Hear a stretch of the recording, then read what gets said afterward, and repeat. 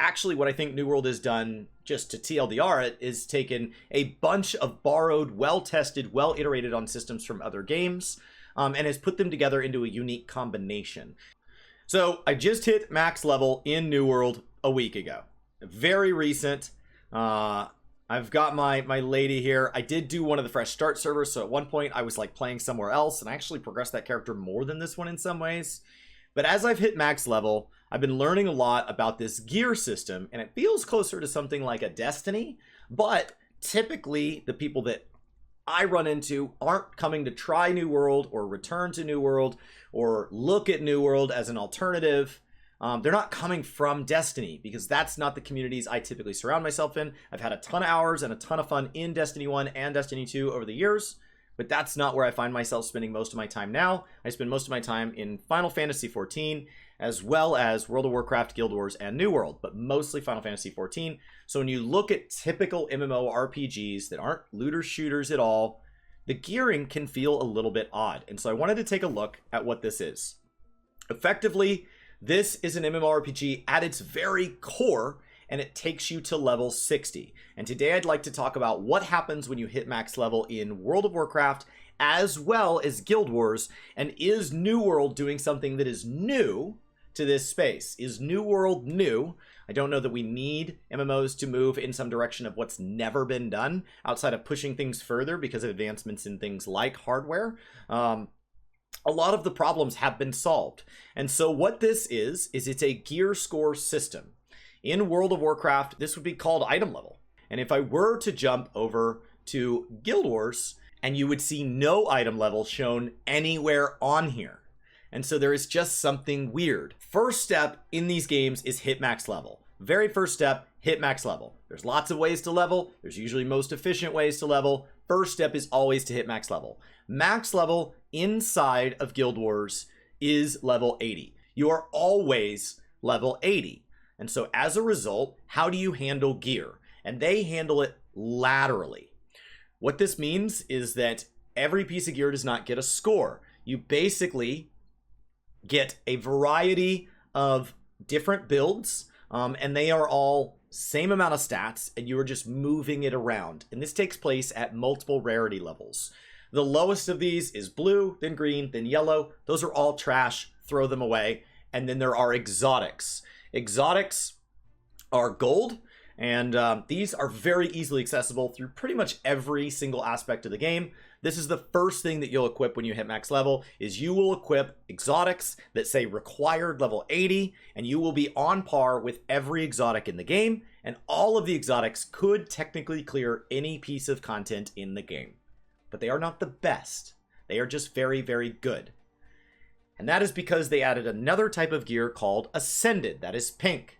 And this is where the exception to the rule I just stated is. They are tied to a piece of content called fractals. You can get Ascended from anything you want. There's Ascendeds from PvP, there's Ascendeds from crafting, raiding, all sorts of different Ascendeds in the game. But one of the things that the Ascendeds do that is unique is they have room for this slot here called Agony Infusion. And if you get a brand new Ascended, it looks like this, and it is called an Unused Infusion slot. The unused upgrade slot is just like on exotics, and you put runes in there, and those can form different sets and give you all sorts of perks.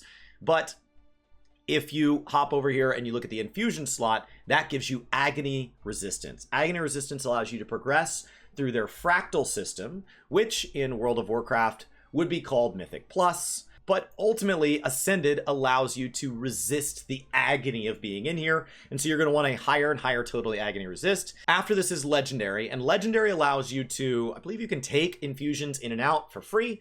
You can also mess with the stats that are on it. And so I am currently running a Power, Precision, Ferocity, meaning primary is Power, secondary is Precision and Ferocity, and if I were to switch to another build on this class, I could do it immediately. Now these here are account bound items, which means I can mail them to any of my alts, but they can only be on one character at a time. And so if I want to quickly switch characters, it would be worth getting a second Ascended set. But with legendaries, I can pull them right out of my legendary inventory, so they become these account wide items. Now let's move to World of Warcraft. We're going to drastically oversimplify these systems. World of Warcraft is basically a straight up vertical progression item level game. The bigger the number, the better. The current best in slot gear in the game is coming in at, I believe, 424s. And then what they do is, as they add content to the game, they continue to just scale up the stats of everything and then scale up the item level that drops. And so it is a literal mountain where at the bottom of the mountain, there's lots of ways to get gear that's like up to like 350. This character's in 344. And then there's like a tier of gear that gets you to kind of that 370 range. And then it just thins and thins and thins until there's really not that many ways to get a 424. You're basically just a mythic raider. That's what you do. And so 424 is what's hard to get the day I'm filming this. And if you watch this 6 months from now, who cares? 424 might have slid way down the mountain. If you watch this 2 years from now, you might be laughing at 424. Why would I ever equip something as crappy as 424? And so it is always chasing bigger numbers. And so basically, to add variety in games, we have specializations in both of these games. We have different ways that we can play depending on the class. You have somewhere between 2 and 4 ways to play in World of Warcraft. And in Guild Wars, you are building combinations of skills spread across the different specializations. When we compare that to New World, specializations aren't really a thing. And the gearing is really going to show a lot differently. It is a drastically different game, and it's why I think that is New World doing anything new is a valid question. And so what New World does is a drastically different system, and the gearing reflects that as well. But let's continue with the things that make World of Warcraft kind of the gearing system function first. Basically, every gear is going to have a stat priority, and then they're all going to move your stats up. But when you're first leveling up, higher level is 9 times out of 10 better, as long as it's the right armor type. And if I were to swap specializations, it would move the stats around to make sure that every piece of gear is reasonably trying to be something that you can use across multiple specializations on a single character, until you get down to their trinkets. Trinkets have unique on-use or on-equip abilities, and those can drastically change the way your class plays. And so trinkets are something where item level is not always the best predictor of what is best for you. And so that's where your variety comes in addition to the talent points that you pick. But the gearing system is mostly simplified by what is the current item level that you are in. And so that is typically the case within how the gearing works. And you are just working your way up through the acquisition. But it is not quite as flexible as something like Guild Wars, because they are constantly trying to lock away the current highest level to make that really exclusive so that you feel like you're earning something. As opposed to Guild Wars, once you're in full ascended, as long as that class and that build stays viable, because that's something that changes over time, you could take 2 years off the game, come back for a brand new raid, and you would immediately be able to clear it. You are still best in slot. So how is New World doing things? They're a new game. They're under 2 years old. They are really young. And what they are doing is they are spreading your gearing across each of the weapons. This kind of makes it feel like a Final Fantasy XIV class system, because each weapon ends up acting like itself. You can have 2 equipped at a time, and you can toggle between them, which mimics the Guild Wars system of having a primary and a secondary weapon set that you swap mid-combat. And so the weapons are what drives it, and your abilities are tied to different weapon leveling trees, which starts to feel just like a Guild Wars or World of Warcraft build system. Obviously, because it's tied to each weapon, they can only be so complex, and they only have 3 current actions at a time, is the primary combat system, but there is like an ultimate ability and stuff like that you get later. And so you have the ability to kind of pile on top of this, but ultimately you are looking at only a handful of abilities. But when you go compare that to something like Guild Wars that runs 5 weapon abilities and 5 abilities of your choice, and yes, there's also some ultimate abilities, but those 5, and yes, there's also a dodge roll, just like New World, but those 10 are the primary rotation drivers. Guild Wars fans would say that New World has a very small number of buttons. And then you would pan over to World of Warcraft, where when you go look at a particular class, there are pages and pages of abilities, and they all do something. And so they start to say, what are you guys talking about? You could put New World and Guild Wars together and it's nothing. And World of Warcraft and Final Fantasy XIV kind of rival each other in that way. How complex is your rotation? How predictable is your rotation? Is it always the same set of things, or is it more situational? Are there procs? Those games tend to be comparable. And then Guild Wars and New World tend to just have a lot less buttons. And so based on that, What is the gear doing? Well, effectively, on your way up, you're just chasing gear score. Gear score is what matters. It sits right here. And gear score is your number. Higher gear score is better. We have armor types, heavy, medium, and light. Those actually determine the way you move through the world, what your dodge roll does. So you can be on whatever you want. I really like the way you move when you're light, so I've gone as heavy as I can without crossing this magic line here. And then you have these different accessories and things like that. And they modify the way your stats work a little bit. Not as much as the way trinkets modify the way you play in World of Warcraft, but a little bit more than the way runes do in Guild Wars. And so runes in Guild Wars, these can do some different things. They have basically set bonuses. So you would have to go look at kind of different ones. So a superior rune of the thief here is mostly stats. And you're looking at strike damage. And so it's basically just additional stat math, as opposed to when you jump into World of Warcraft. These can cause you to literally have additional abilities on your bar. And so I can literally drag this onto my bar, and if I use this item mid-combat, I can call a Ruby Whelpling to have a, to inspect my target situation. And so it's somewhere in between those, how effective this stuff is. And you're going to want ones that kind of build out your build, and it's going to be a lot better when that starts to mimic something like this, where I have literal equipment builds and literal builds, and I just have tabs I switch between, and I can even share those as a code. This code thing is something that WoW just added, this ability for me to like share my UI or share my build. That's something that's really great. It would let you save it off into something like a Google document or whatever, so you can have more than maybe the build tabs immediately support. B, it allows you to just go copy something like a guide from a website or a Discord or whatever. Or C, try out something that your friends have been recommending or messing around with. It makes that barrier to entry. I don't have to click the different abilities. I can just copy, paste, and it just handles it. So I hope when New World adds it, that's what they do with these loadouts. That would be really great. So what happens within my inventory once I hit max level? Because in Guild Wars, you basically said it's a very quick grind from exotics into ascendants, and then ascendants, it is optional to go to legendaries, and you're done. You're done. What adds variety is playing more classes, more builds, playing broader, not playing deeper. And then you are mastering those classes by playing better. But the actual gear grind is kind of over. In World of Warcraft, you make it sound like this endless hunger, this constantly chasing higher item level, and it's just how steep of the mountain are you willing to climb? Somebody who just wants to walk up the mountain is only going to make it so high. Somebody who's willing to climb a little and scramble is going to get a little bit higher, and the big hardcore players are going to make it to the very, very peak, just in time for that to slide down the mountain and then have to climb to the new peak. Well, so far, New World is too young of a game for us to know for a fact that the game will be horizontal or vertical. So I would not group it in with World of Warcraft or Guild Wars just yet. Those games are both 10 years older or older. And so I think it's, when Guild Wars says they're lateral, they really are. Lots of games start out lateral and slip into realizing, what would be fun is if we got even more powerful. And the moment you slip down that slope, you're immediately vertical and there's no going back.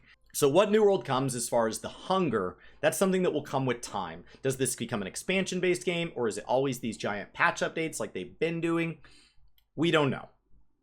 We know what they say, we know what they plan, but we don't know what they do, because that's something that just reveals itself with time.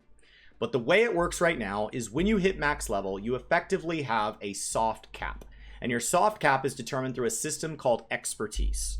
Expertise is earned through a currency called gypsum, and gypsum is acquired by doing pretty much any end-game activity. And so we are just like World of Warcraft and just like Guild Wars, where the first thing you want to do at max level is stuff. And anything you do is better than what you've been doing. And so what that does is that starts to increase this expertise level. There is a unique expertise level for helms, chest, gloves, legs, and boots. But there's also things for like the different accessories, nothing for crafting and gathering. They work a little bit different. And then each weapon type has one as well. And so you can see they each have one. So the one that is equipped will determine what it displays there. And so that works. So it's not that I'm a 500 in my first slot and a 511. It's that I'm a 500 in hatchets and a 511 in great swords. And so if I swap that out for an ice gauntlet, that'll immediately jump to 525. And the way you level these is you can take gypsum and you can manually increase one. You can control your journey. This works much in the same way that like a Final Fantasy token system works. World of Warcraft would call this Valor. Guild Wars, there's a number of ways to acquire gear, but you can just imagine that you can just manually pick one. And I can go to effectively these gypsum kilns, and I can go there and I can literally just increase whatever I want. I can do this for each slot once per day. There's a way of kind of bypassing that, but effectively you're going to be doing this once per day, kind of slow grind. And I jump down here as long as I have enough currency on me, and I can just say, make the boot number go higher. This will give me a random item that's guaranteed to make my boot number go higher, because the way your expertise rises is when you pick up loot that is higher than what you have. So just like any of these games that start to restrict the gear you can find, as you find gear, what's going to happen is you're going to find gear that is either your level or lower, in which case it's just trash. The act of trashing them gives me my repair materials. Guild Wars actually does not have a repair component. There is no durability on your gear. That's something that's worked its way back to where there just isn't one anymore. And World of Warcraft uses that as basically a gold sink. But New World, you use these repair materials to repair your gear. You just hop down here and you can just hit repair all. Cost me a little bit of coin and up they go. And now they're all max durability. And I handled it. So now I can just go repair that, and that constantly keeps this kind of full. And so until I was max level, I never had more than like 100 or 200 of these. Now that I am max level, it just flies up. Very, very easy to handle. Now what happens if I get loot that is higher level than me? Well, just like any other MMORPG, as people work their way up the gear score, the number of people that want the low level stuff drops. And so a lot of this gear is not very expensive. The current max level in the game is 625, and 600 is your soft cap. It gets weird after 600. You've reached the top of the mountain. And so everything below 600 is kind of garbage. And so you can buy your way all the way up to 590 very, very, very affordably. But you'll notice that 590 is crossed out on a lot of this. That is because I am not good enough at wearing gear. I have not mastered the act of wearing armor. I am not an advanced enough warrior, adventurer, hero to be good at wearing the gear. And so I am only getting an effective gear score of the non-crossed out number. 558, 554, 556, and so on, making my total gear score 554. And that is because my expertise is 515, and it takes the item level of the gear, this 591, and then the expertise that I have in that slot, 526, and it picks the number in between. And so that's what happens. As my expertise rises, that white number will rise as well.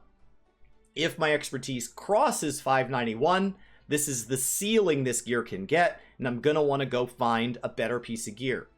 Buy it from another player, craft it, go earn it from a piece of content. Doesn't matter. I'm going to want something higher. And that's going to take me all the way up to that 600 mark. And after that, there's a whole infusion system and the whole thing gets really, really odd. But the ability to get it to 600 is your goal. There's an upgrade method so that if you get a piece of gear you really care for, you can kind of upgrade it to 600. So if you find a piece of gear that's perfect except for the item level, you notice the upgrade thing that's grayed out there. I can kind of like infuse it up to 600. And so getting to 600 is mostly about this expertise grind, which is mostly about either acquiring gypsum to manually increase slots that I choose, or finding loot that is simply better than what I have. Because every time I find loot that's better than what I have, it can just bring this number up. And that results in some very different things for what a player does when they hit max level in these games. And that is where I think New World is thriving. Because the act of getting to 600 is your goal. You hit cap, now you got to get to 600. So that you can begin the slow grind to 625. In World of Warcraft, the current grind is you need to be able to run whatever level of content you want to run on that class. And so if you want to run a heroic dungeon, they have normal dungeons, heroic dungeons. Heroic dungeons require 342. And so you'll notice I worked my druid until I got to 342. If I want to start running mythic dungeons, I'm going to want to push it to the mythic, which will start to require a little bit higher. I'm going to want to get as close to 372 as I can without this. And so I may want to run some more heroic dungeons, which will drop those sweet, sweet 359s. So if I could get myself up into those upper 350s, then running the lower level 3 mythics would be there. And so what this fuels is finding groups that are aligned with the level of difficulty that I'm at. People who are at the same spot on the mountain. If we are in the walking stage, I need to find other walkers, because if I'm finding people who are higher up the mountain, I'm just holding them back. And so this character needs to be finding heroic groups until I get out of the 350s, and then I need to leave those noobs behind, and I need to work into mythics. And so as you work higher up the mountain, it basically creates a class system, and every one of your characters is in a different point of this kind of class progression, where there is a first class, a second class, and then all these little chumps down at the bottom, where this character is like, yeah, you're max level, you've made it into heroic dungeons, but you're still kind of a noob. And so it is all about saying, what activities should you be working on? And you have a big variety, and then as you get better at those, you find groups to do that with. Some of it can be done solo, but it's the same idea. Guild Wars, very different. Guild Wars is all about mastering your journey. The gear is almost secondary. Once you're in full exotics, as long as it's all kind of like a matching stat priority, and you go ahead and put your runes in all of them, you're kind of done. And honestly, the majority of content in the game, I could still run without my infusion slot and without my upgrade slot even active. It would be like messing up punctuation in a sentence. You're gonna see some people kind of grimace that I run around like this, but it's fine. It's not stopping me from doing anything. It's just worse. And I should go to the market board and buy the right rune and equip it so that I can work further down this superior rune line, and so that this is not just leaving slots on the table. It's fine. Gear is just not that much of an emphasis. Leveling is not that much of an emphasis. After max level, your experience gets yeeted into this mastery system, but ultimately, a lot of that is not a huge priority once you've been around the game for a couple hundred hours, which is a number that's insane to anybody but MMORPG players. But MMORPG players know that if you just keep showing up, you're eventually going to have a lot of playtime. So, within New World, this funnels some weird stuff, because unlike Guild Wars, it's not do whatever you want. I need this level to be rising, because I got better gear, and I can't even make use of it. My gear is literally better than I am. Now, that's not like World of Warcraft, where I need to be acquiring the next set of gear, because I've already got it. But it's not like Guild Wars, where it's do whatever I want, because I need it to be dropping things that will improve my expertise, which is basically tied to anything that can drop loot at a higher gear score than what my expertise is at, so that it causes that to raise. So any max level content in the game has a chance at doing that, or any system that results in gypsum. And gypsum is basically a to-do list. You can hop into the top part here, and gypsum can be made out of all these different gems. And different gems, if you mouse over the gem, it'll tell you what that comes from. And once they're gypsum orbs, they're all equivalent. And so 3 open world bosses or 1 dungeon boss at 60 or higher are identical. Because once it becomes a gypsum orb, you scroll down, you pick your slot, and up it goes. It's that easy. And you can get everything to 600 by just picking any of these conversion rates and slamming it. You can even buy 2 gypsum orbs from your in-game faction once per day. So you can just, anything that grants gypsum is good, anything that grants higher item level. And that means now the goal is to pursue the loot pinata actively. The best thing you can do is anything that consistently drops either an enormous amount of level 60 chests, so that you're receiving lots of chances at something being higher than something of yours, or anything that will drop loot that is guaranteed better than yours, which is level 60 instanced content. Any of it. Any 60 instanced content is better. And that's bizarre, because in World of Warcraft, you're working up the tiers. I've got a lot of options, then less options, then very few options. And this basically just breaks the game into below 600, above 600. Above 600, it's a weird world. Everything's upside down. But below 600, anything that gets you that's max level is good enough. And so you want to start jumping into massive community events. Are community events available in World of Warcraft? Kind of. Are community events available in Guild Wars? Absolutely. But are community events optimal within Guild Wars? That really depends on your goal. It really, really does. There are some activities within Guild Wars that are just fine on your own, or are meant to be done in a small group. And Guild Wars being a lateral game, nothing is better than anything else. So could you be doing metas with hundreds of players? Absolutely. Could you be doing fractals with a small group? Absolutely. In Guild Wars, could you be doing solo story? Absolutely. Could you be doing solo world completion? Absolutely. And in New World, that feels way, way, way suboptimal.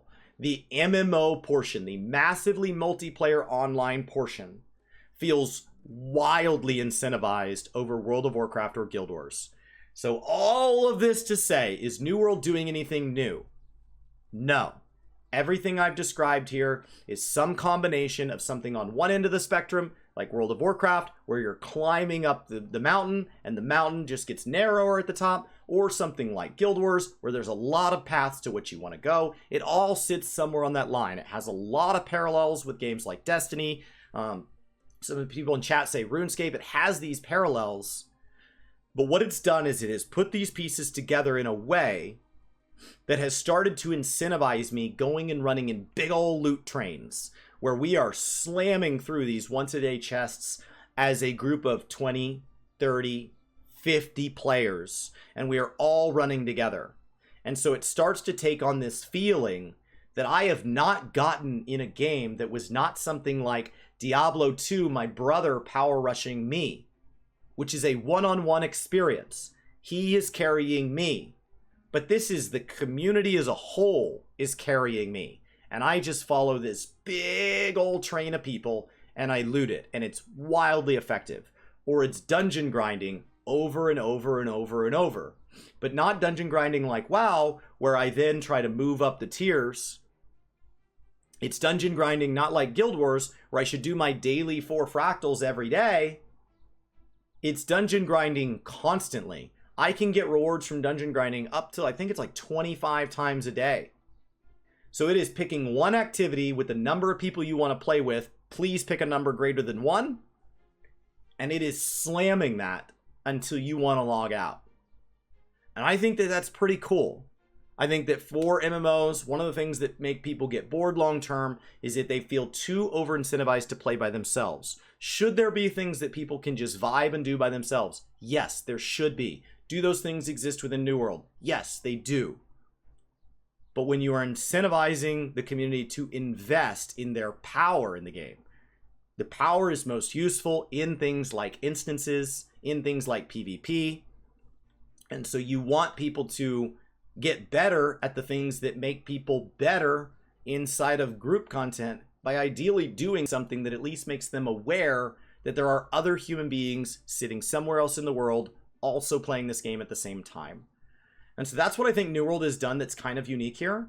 I don't think they took any unique mechanical systems to make this happen.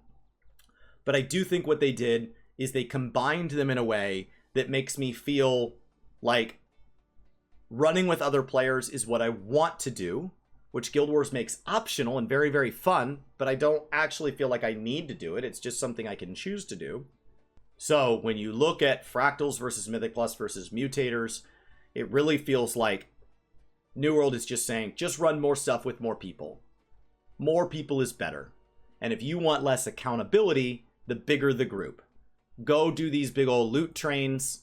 That will absolutely get me to 600. It will get me there in a very short number of days. If I could do a couple loot trains per day, I can only do each specific loot train once per day. And the very first thing they ask you to do when you hit max level is to go join up with other players. That is your single best outcome as a fresh dinged max level character. I'm not really super worried about what the top 1% of players are doing because most people aren't going to make it to that level. But most people that stick with a game will eventually hit max level because experience is not hard to get. If they just keep showing up for hundreds or thousands of hours, they will always be max level in these games. It's too easy. It's not hard. You will get there. As long as you don't have a reason to quit, you will get there. The majority of the game takes place after you hit max level. And so what happens on that graduation day when you see ding hit and you're done getting experience for a while or forever? You got to go find other people. That's what New World is doing really well.